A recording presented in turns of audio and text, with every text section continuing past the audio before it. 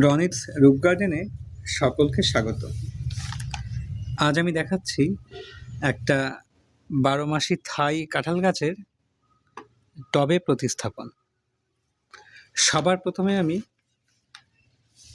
কিছুটা garden soil, তারপরে হাড় গুঁড়ো, পাতা পচা সার, শিংকুচি ও সরিষার খোলের গুঁড়ো কিছুটা এবং কিছুটা গোবর সার, এই সবগুলোকে আমি প্রথমে একসঙ্গে মিশিয়ে নেব।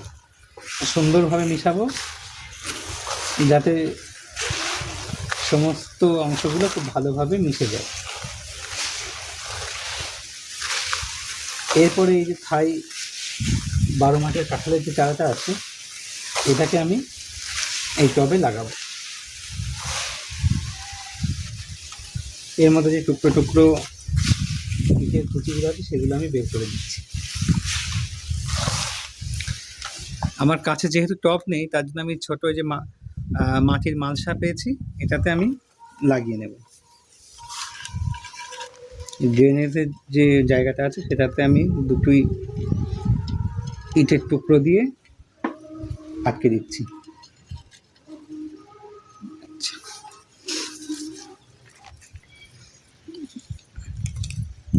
ব্লেড দিয়ে এবার গ্রো ব্যাগটাকে কেটে নিলাম।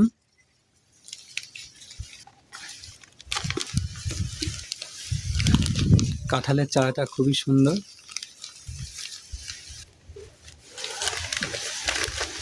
আমি ১ সপ্তাহ আগে এটা বাড়িতে নিয়ে এসেছি। এটাকে আজকে আমি প্রতিস্থাপন করব। এছাড়াও আমার বাড়িতে একটা মাটিতে লাগানো আছে অল টাইম বলে নেওয়া ছিল, সেটাতে খুব সুন্দর ফল হয়।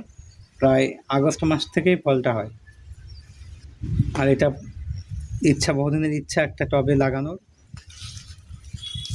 ছাদে করার জন্য, সেই জন্য এটাকে লাগাচ্ছি। এছাড়াও ছাদে একটা গাছ আছে, কিন্তু সেটা এখনও তার ফলের দেখা পায়নি। এখন দেখা যাক। তারও বয়স প্রায় ৩ বছরের বেশি বয়স হয়ে গেছে সেই গাছটারও। দেখি পরবর্তীতে যদি সেটা ফল দেয়। প্রতীক্ষা করা ছাড়া আর কোনো উপায় নেই। আপাতত ওই গাছটার জন্য প্রতীক্ষায় আছি, দেখি।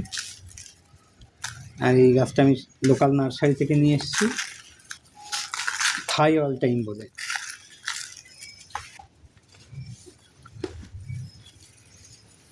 এই যে মোটামুটি হয়ে গেল লাগানো। এবার এটাকে আমি আমার কয়েকদিন সেমিসেটে রাখবো এবং এতে একটু জল দিয়ে দেব। এই যে আমার কাঁঠাল গাছ লাগানো কমপ্লিট। ধন্যবাদ সকলকে। আবার দেখা হচ্ছে নতুন কোনো ভিডিওতে।